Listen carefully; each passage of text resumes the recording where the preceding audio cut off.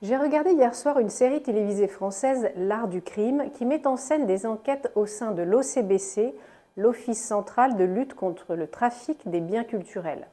Série sympathique, mais surtout dans un épisode consacré à Manet, le tableau chez Tortoni est retrouvé dans le cadre d'une enquête criminelle. Ce petit tableau de Manet, peint vers 1875, était exposé au musée Isabella Stewart Gardner de Boston avant d'être l'une des 13 œuvres volées au musée en 1990. C'est donc de ce vol incroyable et historique dont je vais vous parler aujourd'hui. Le 18 mars 1990, la communauté artistique a été stupéfaite lorsqu'un couple de voleurs s'est introduit dans le Isabella Stewart Gardner Museum de Boston, habillé en policier, et a volé 13 pièces d'art inestimables. Parmi les œuvres d'art volées figuraient 5 pièces de l'impressionniste français Edgar Degas et 3 œuvres du peintre Rembrandt, selon les déclarations du musée Gardner. Reconnu comme l'une des enquêtes les plus célèbres et les plus anciennes sur les vols d'œuvres d'art, le vol du musée Gardner est une affaire à retenir.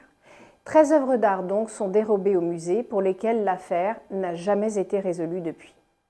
Netflix a consacré l'un de ses volets à ce casse historique dans sa série documentaire This is a Robbery. Pas mal, mais sans plus. Je ne vous le recommande pas. 30 ans se sont écoulés depuis ce vol, estimé à l'époque à 500 millions de dollars. Le FBI et le musée lui-même offrent toujours des récompenses actuellement estimées à plus de 10 millions de dollars pour toute information permettant de retrouver les 13 tableaux dont des œuvres, comme je vous l'ai dit précédemment, sont celles de Rembrandt, Manet, Degas ou Vermeer. Alors, comment ces mystérieux voleurs ont-ils réussi à commettre l'un des actes les plus notoires de tous les temps? Qui sont ces cerveaux et où se trouvent aujourd'hui les œuvres d'art volées?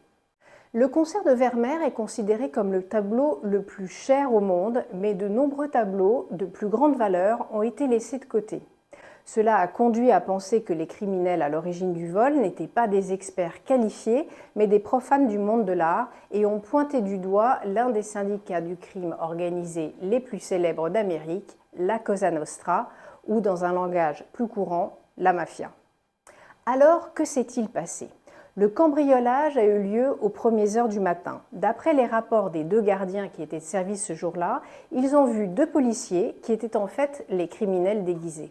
Les policiers ont prétendu qu'ils répondaient à un appel de détresse dans la région et les gardiens ont donc pensé tout naturellement qu'il était normal qu'ils traînent autour du musée. Les 2 agents de sécurité ont alors été menottés et laissés attachés dans le sous-sol. 81 minutes plus tard, les voleurs ont réussi leur mission de voler 13 œuvres d'art. Le FBI est intervenu immédiatement, certain que les œuvres d'art volées allaient bientôt quitter l'État du Massachusetts, le temps était compté.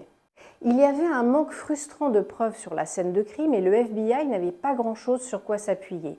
Les voleurs ont commis un vol propre et n'ont laissé aucune trace d'ADN ou d'empreinte que la police aurait pu analyser.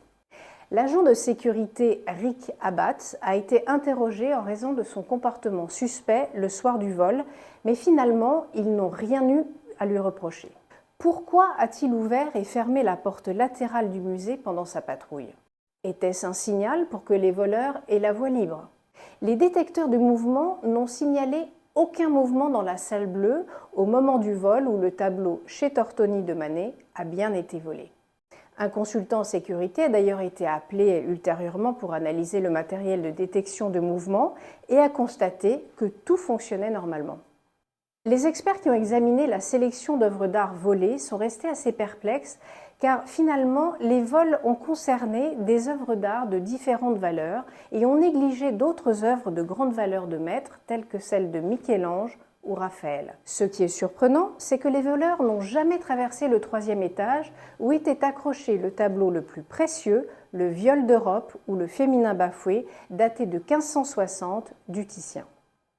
Alors, s'agissait-il d'une tactique intentionnelle?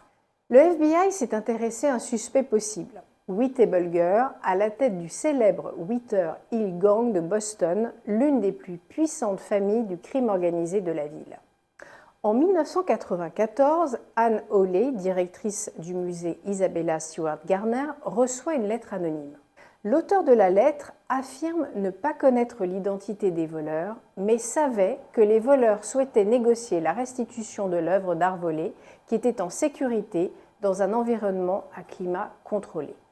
Les conditions de la restitution étaient simples. Les voleurs voulaient une immunité totale ainsi que 2,6 millions de dollars qui devaient leur être versés sur un compte offshore. La transaction aurait lieu au moment de la remise de l'œuvre. Si le musée acceptait ces conditions, il devait imprimer un message codé dans le Boston Globe. Après des recherches, la lettre semblait légitime. L'auteur avait inclus des informations que seules les autorités et le musée connaissaient. La directrice contacte le FBI et le 1er mai, un message codé a été imprimé dans le Globe. Hawley a reçu une deuxième lettre quelques jours plus tard, mais sans suite car l'auteur a pris peur.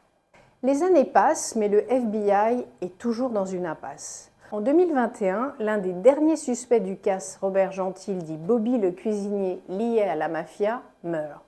Les tableaux n'ont toujours pas été retrouvés et l'affaire est toujours ouverte.